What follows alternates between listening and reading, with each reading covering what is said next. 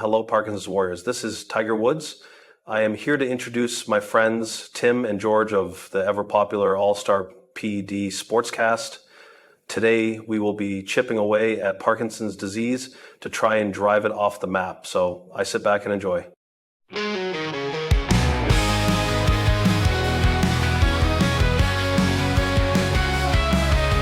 the man with a plan. George the doc leading the stand.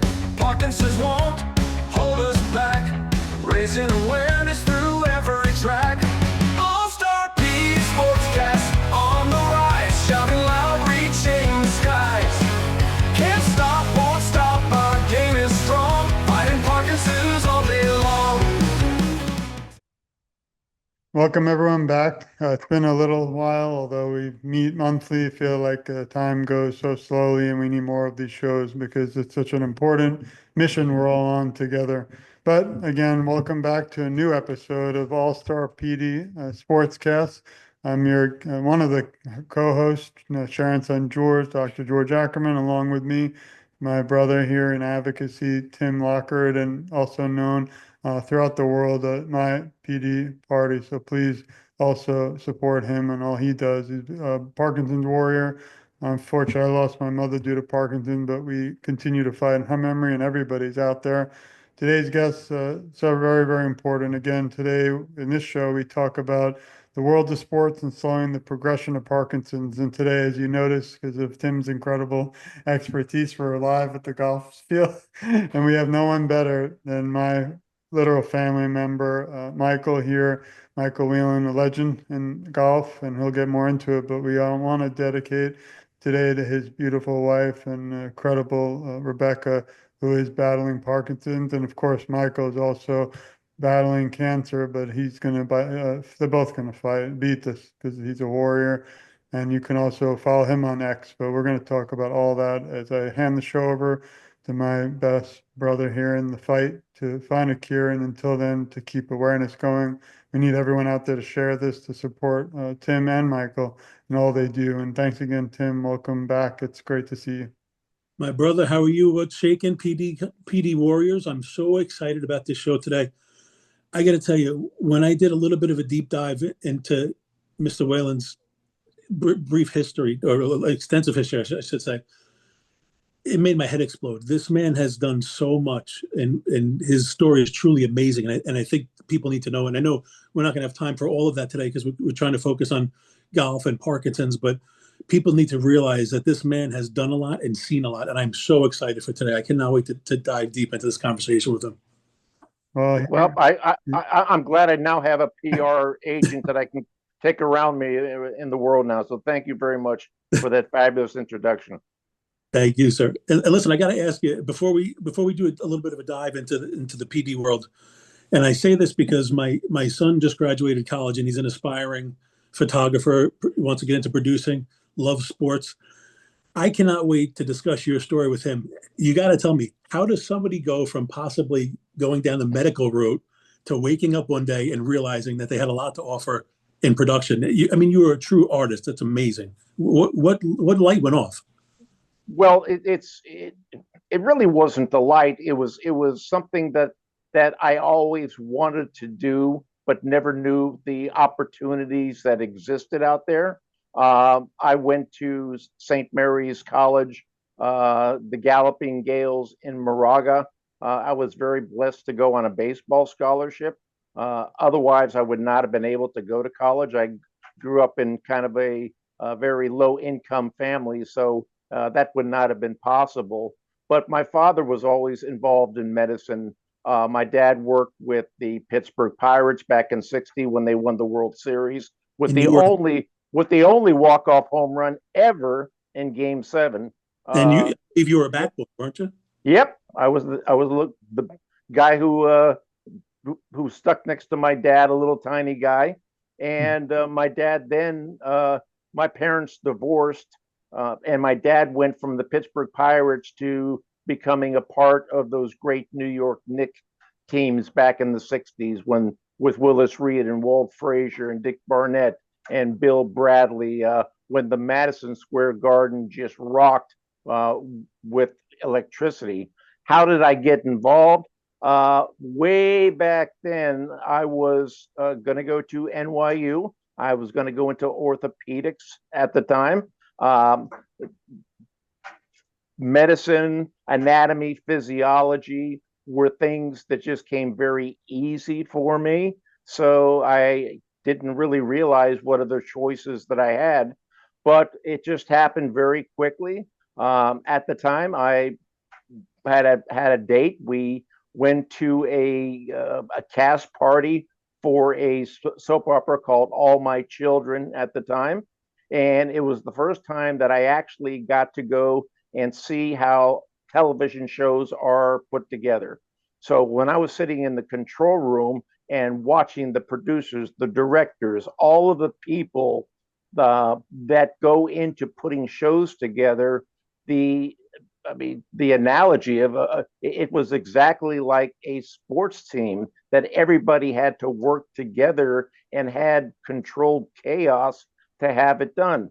I was just blown away by it. Now, that particular evening at the party, I was introduced to the president of CBS at the time, and the gentleman, Terry O'Neill, happened to know my father and said, "Look, I know you want to be a doctor or an orthopedic or a physical therapist, but just in case you ever decide that you don't want to go into medicine, please give me a call." And I went home that night. I thought about it, and within 24 hours, I called him back. I had a quick interview. I got offered the job as they called it a broadcast associate. I mean, this was the first year that John Madden was starting with CBS. That's how far back that was. But when I went home and told my father this, my dad lost his mind. He thought I had lost my mind. I mean, not a lot of people get accepted to NYU, and telling my dad that I'm dropping out to go into a television business where I'm going to be making $12,000 a year. My father and his wife pretty much disowned me for a while. I mean, they threw me out of the house.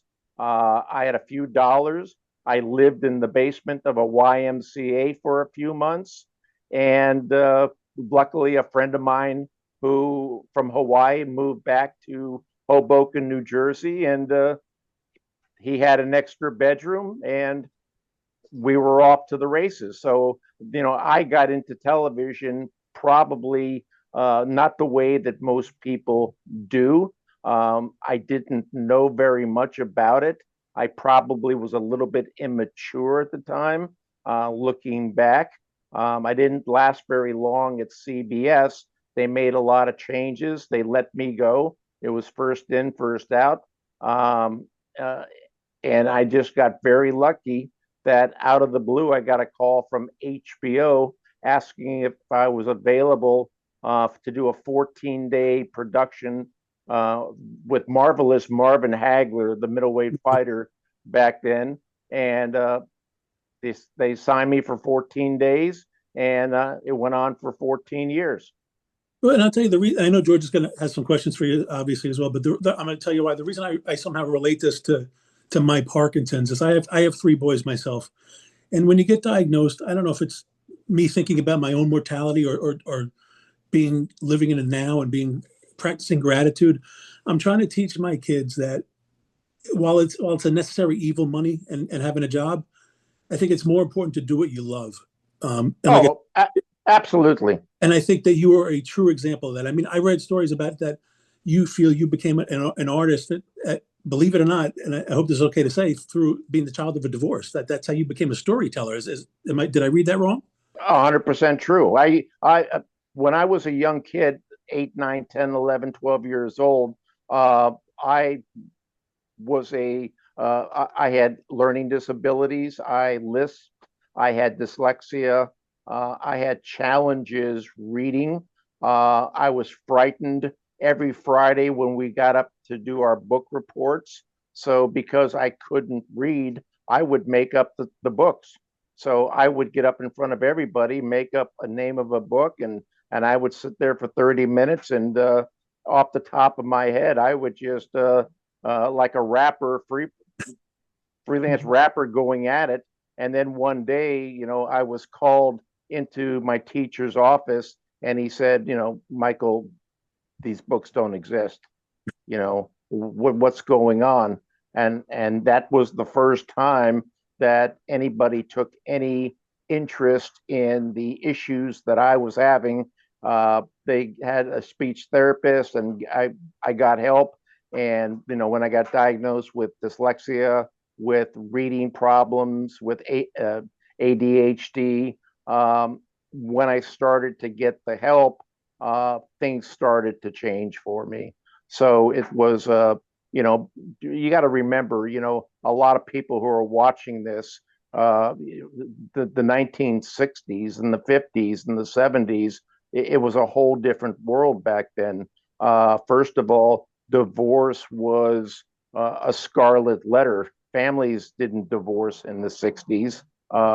Nobody did. So, my father was a well-known person with the Pittsburgh Pirates. I was a young kid, and I had to explain to all of my friends why my dad was never around.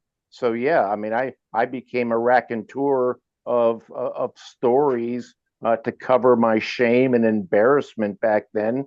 I didn't have a dad; he wasn't around.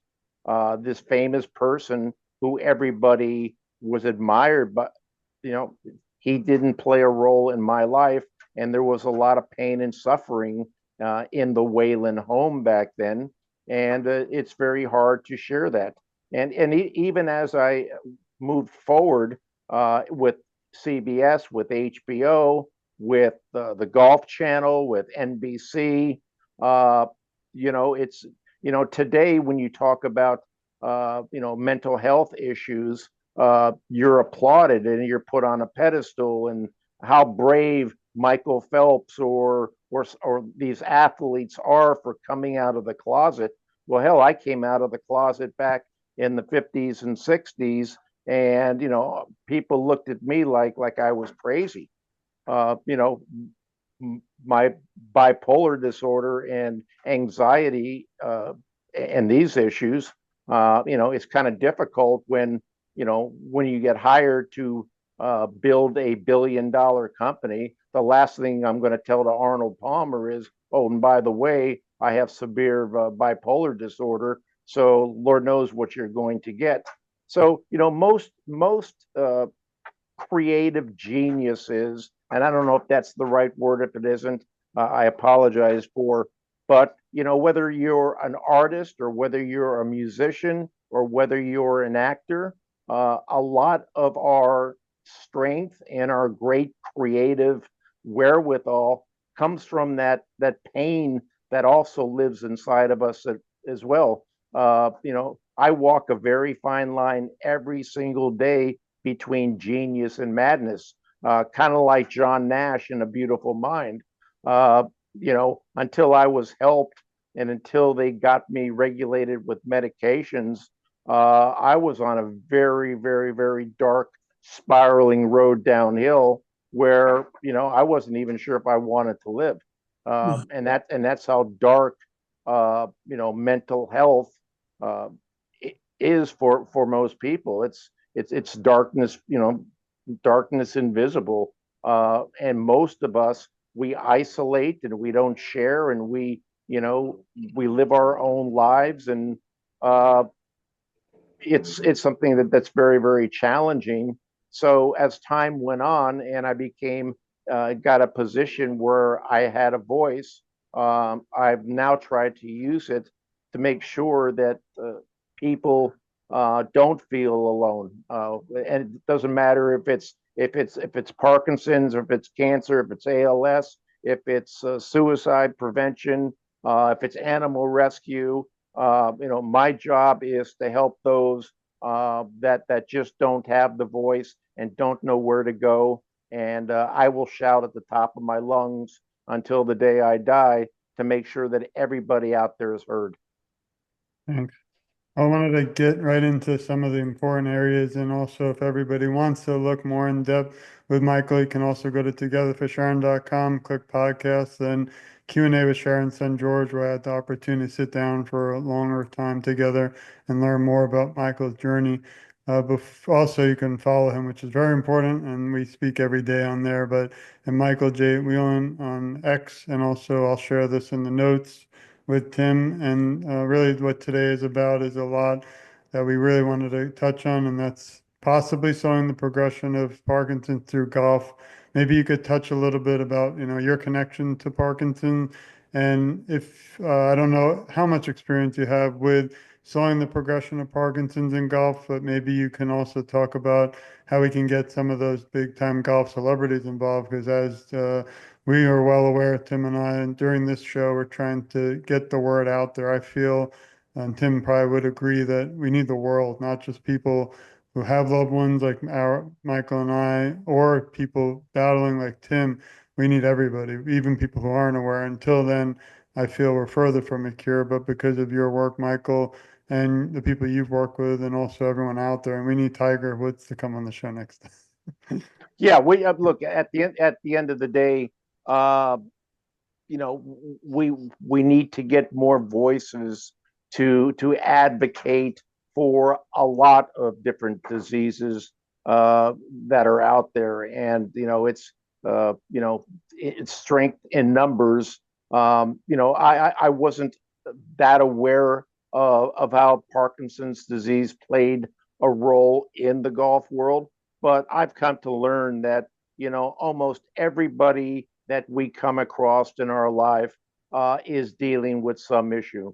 It doesn't matter if it's cancer, it doesn't matter if it's ALS, if it's Parkinson's, if it's mental health. It's everybody's got their own story, and what we have to do is we have to slow down as a society and stop being a giant ant colony of just millions of ants, running around rampant and not taking the time to sit and help one another.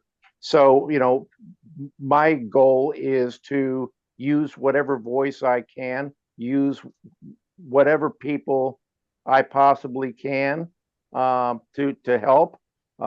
It's harder. The cancer advocacy for me when I was diagnosed back in 2022 with the head and neck cancer, that seemed to be a lot easier than the Parkinson's advocacy. My wife, back in 2018, I remember it. It was February 14th, 2018. And I remember it because it was the day of the Parkland shootings here in Florida. And I just remember that date that her and I both came down, with the worst flu we ever had. It was unlike anything that I had ever experienced. We were bedridden for about 2 or 3, maybe 4 weeks, and it was at that particular time that Rebecca said to me, "I don't think I'm ever going to get better." And it was a statement that I didn't even know how to respond to, because we've had flus and millions of times in people's lives. But for some reason, whatever happened to her on that particular day just put into motion the early stages of Parkinson's disease that has only gotten worse in the last 7 years now. So I was forced into becoming a caregiver. As I've always said to you, George, and everybody else, I'm with Rebecca till the end, for better or for worse, for richer, for poorer, and we're getting closer to poor than richer, and in health and not in good health. But I am going to do everything for the woman who I love more than anything in the world, and I'm going to do everything I can for all of my brothers and sisters around the world who are going through or are experiencing the same thing. And advocacy is something that I just love. I just love the ability to recognize that if we all come together, how powerful and strong we all are. But we've all got to take responsibility and do our job. And unfortunately, there are just still so many people with the ability to make things happen that just aren't doing their job yet. Thanks. And again, hope we could dedicate today to Rebecca and all those battling Parkinson today. Before I throw it back to Tim, I just do think golf is a fascinating sport. I myself don't play, but might be going towards that since my basketball career is over because of my back issues for another show. But the interesting thing with golf is it's not just about playing it that might slow the progression, but the tremendous help in fundraising it has been around the Huge. world. The amount of money, millions, beyond millions, have been made on a golf course and bring so many together to find a cure, whether it's Michael J. Fox Foundation. I notice here, I believe Parkinson's UK might even have one, and this a famous group called Putting for Parkinson's that I've interviewed on my show. I tried to get them to ours, so maybe someday they will. But it's very amazing, to see that you can use sports not just for passion, for fun, for entertainment, and for kind of being with other people, social, but also to do some great things. And as Tim kind of brings in, I just curious if we can, what way we can bring some of these other, again, big names to the table, because I think that that would change the world. So maybe Tim, you could take it away. Well, George, you kind of just touched upon it. That's what I was just going to say is, I mean, I always found, and I'll post some pictures of me on a driving range, which are probably going to look pretty poor, but as far as a physical therapy aspect and how it relates to golf, I don't think it's a tremendously taxing sport as opposed to some of the other ones, but I definitely think there's something to be said for, like you said, the social aspect of it. Just getting out, just walking at your own pace, walking the course, socialization, getting some vitamin D, getting the muscles moving. I think it's something that could be done at a lot easier of a pace than most other sports, and I think it definitely brings a lot to the table from a therapy standpoint. So I definitely think golf is something that people should look into for sure. As far as a therapy goes, I mean, I know, like I said, when I was diagnosed, you feel isolated. I mean, it's tough for caregivers, like yourself, for the patient to tell them what's going on and to ask for help. So it could be a very lonely disease. So I definitely think the socialization aspect of it is great. And I definitely, as far as Michael goes, like I said, the Rolodex of people that this man knows would make your head explode. He has done such tremendous work in his time. It's amazing. So like I said, like Michael said, we got to get the people out there to advocate. There's always strength in numbers. I definitely think that unfortunately the people with the big spotlights on them, the Michael J. Foxes, the Brett Favres of the world, the Kirk Gibsons, when they could do right, as far as putting their name out there and putting a stamp out there, that definitely goes a long way for sure.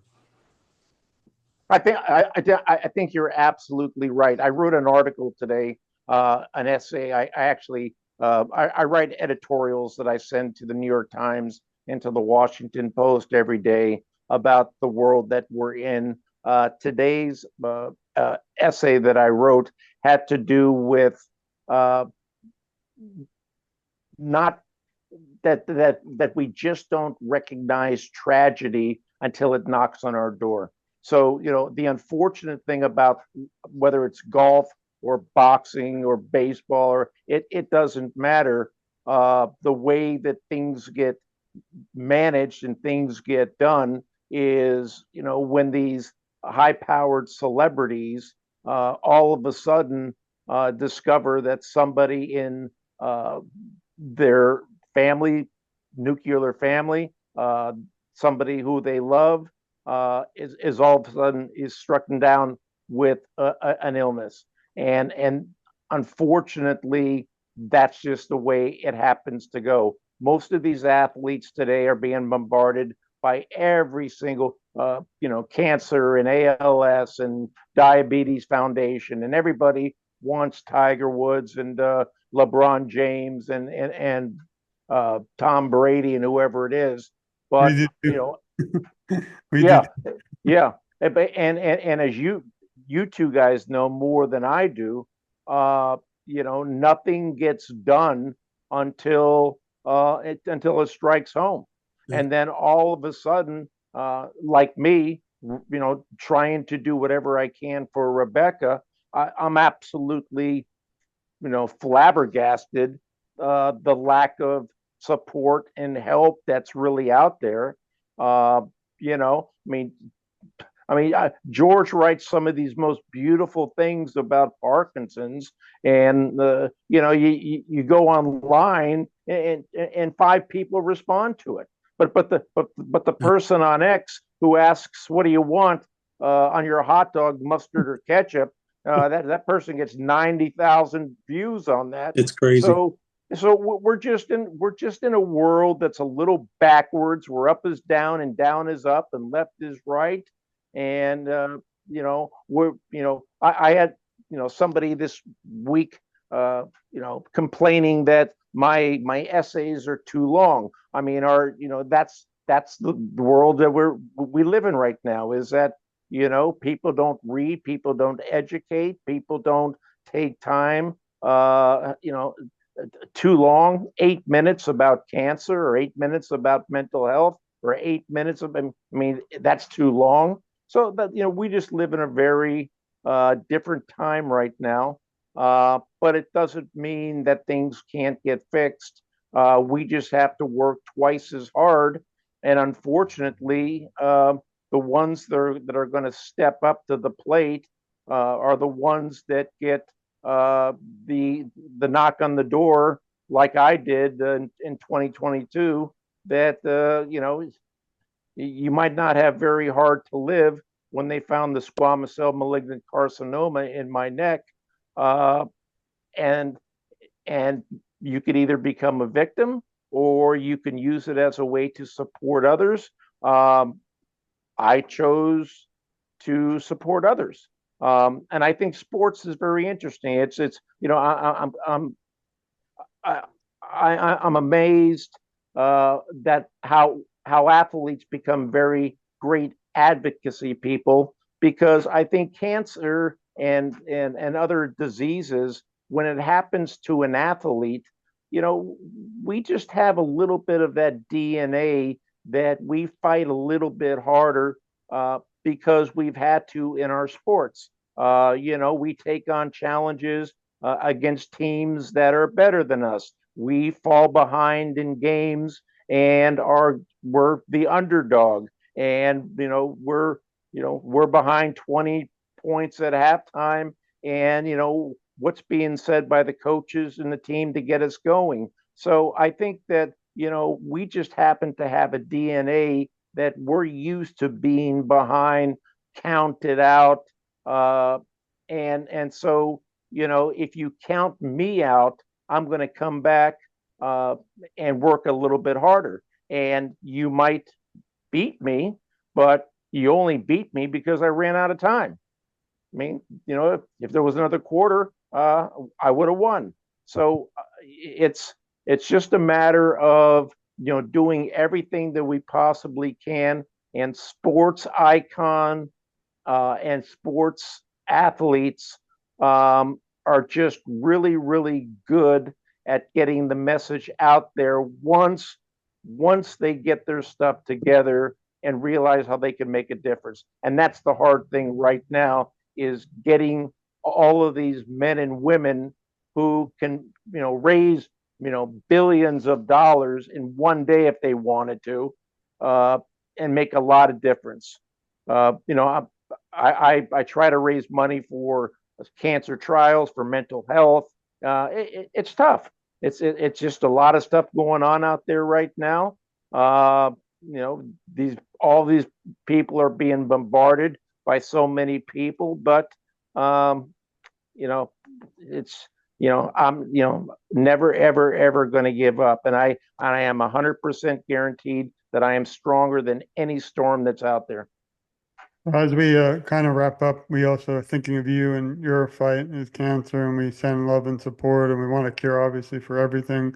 We concentrate, obviously, on this show on Parkinson, but it's interesting. I think we might need to go back and do more research. We do hear a lot of athletes, celebrities, talking about Parkinson, but I've never heard yet for golf. And I guarantee maybe they're just private and quiet over generations and decades. There's somebody out there that's pretty popular that either has a family member battling it or themselves have it. I just think we need more people to, like you said, to come out and to fight alongside of Tim, me, and everyone listening.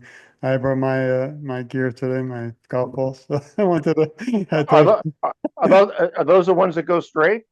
I don't know. Probably not. USA always golf. There you go. I Well, wanted to, you know, once again, I think what you've done, you two guys, is you know, you've at least put a little you know, bug in my ear that I've got to reach out to the golf community and find out to see who out there has a relationship with Parkinson's. I've been pretty focused on cancer for so long, but obviously with Rebecca's Parkinson's, I've become a lot more of an advocate these days with the Parkinson's, because I just feel that it's under supported. I just think that too many people are dropping the balls and they're not doing the type of work that we need. And I'm going to figure out why. I'm a problem solver, and I just know that when I see the beautiful stuff that you guys do, and it's not getting the traction, we've got a problem, and we will fix that problem, and we will get the necessary people to put it right there in the spotlight. I haven't really shared much with Michael J. Fox. One of the few people that I don't know real well, but we will get in touch with them and see what it is that we need to do to help people, so that whether you're a caregiver for your husband, for your wife, your brother, your sister, your niece, your nephew, that there's more support out there, and I'm finding it myself that there's not a lot for me to find right now, and I find that surprising that it isn't bigger what it is. Women's breast cancer did a fabulous job for decades, promoting, supporting, advocating, and I think that there's a lot of diseases that are just way behind. They got to get their stuff in gear and start to move a little bit. You know what I would say in closing, because I know, George, we have to wrap this up. I would urge anybody who does not know Michael's story to again, like I said in the intro, he's such an amazing example of, I mean, making these huge projects with little budgets and having such a great vision. I mean, CBS, HBO, Inside the NFL, the Golf Channel. It's truly amazing, your story, sir. And to think that through all that, some of your best work might be happening right now, as far as what you're battling personally. You're fighting for your beautiful wife, Rebecca. And like you said, we need to get the word out there. And I think I'm so grateful that you're spending some time with us today. And I always close the show, at least from my end, with a little phrase, so to speak, that kind of ties into what we're talking about. So I researched a quote from your buddy, Arnold Palmer. Winning isn't everything, but wanting it is. The road to success is always under construction. We're never, Yep. It's never good enough. We could always evolve. We could always do better. And that's what we're doing with this. And thank you so much, sir. Well, and the only way I'm ever going to come back on the show is if you call me Michael. When I hear sir, I feel too old. So it's Michael from now on. And what we have to do is we've just got to, we've got to come up with some type of a syllabus of what it is that we can do to start to make some changes. Because I'm not as versed in the Parkinson's world as I am with cancer and mental health and animal rescue, but I will, because I'm online, 4 or 5 hours a day, figuring out how do I make my wife's life better. And as I'm doing that, it's not just for Rebecca. Everything that I find is for each and every one of us and our families that are going through the same thing. Nobody should have to be left alone. Nobody should have to worry about financial toxicity of going bankrupt to save their lives. Nobody should not be able to see the finest positions that we have. And so, that's what I'm going to be doing.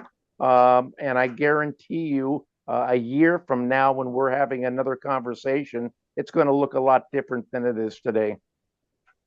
Well, I wanted to thank you, Michael, of course, and of course, my co-host, Tim. Again, please go to my PD Party on all different social media. Please share the show.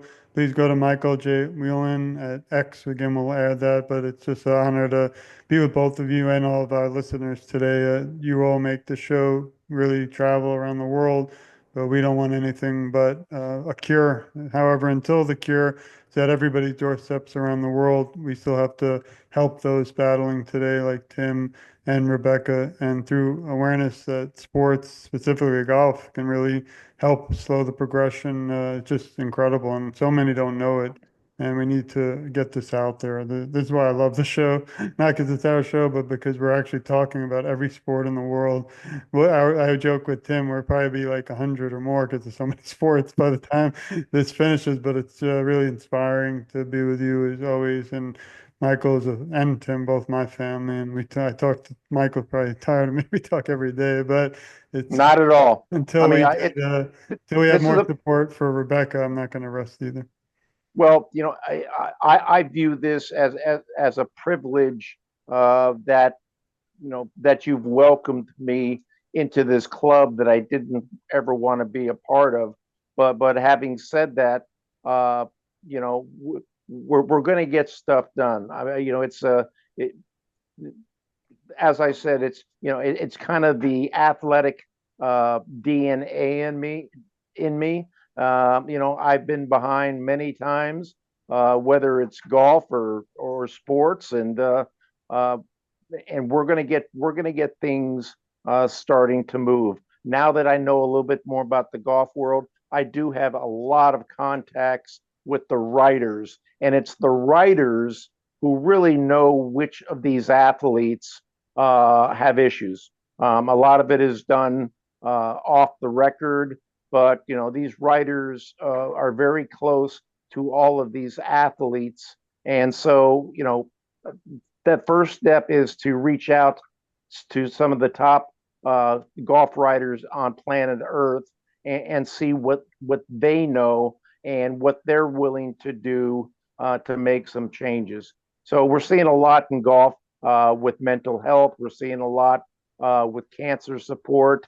I think that Parkinson's has taken a back seat for now, and I'm not sure if that just has to do with not enough families have been stricken with Parkinson's issue. But once again, we will get this done, and we will start to get some things moving forward. Excellent. Thank you. Well, Tim and I have a wish and hope that if HBO, CBS Sports, and every single one of them want to either come on the show or have a 10-minute set for us to advocate around the world, we're always open and available. And again, thank you, Michael, and everyone listening. This has been another episode of All-Star PD Sportscast with my amazing co-host Tim, and again, just a safe place to discuss the world of sports, but more importantly, slowing the progression of PD. Thanks for joining us, and again, we send our love, support, and we'll all be fighting side by side until the cure is at everybody's doorsteps around the world. Please share this. Please support Michael. Again, we can't. This show wouldn't be possible without all of you, our listeners, viewers, and you're all our family in this fight for Parkinson's cure. And until that day is here, we're going to keep fighting for everyone battling today, in memory of all those unfortunately we lost, like my mother Sharon, due to Parkinson's. So thanks everyone, and please stay tuned. So much more to come, so many more sports to go, but so much to learn, and I'm still learning each and every day. Thanks everyone. Thank you. Thank you, guys. It's a pleasure. Thank you.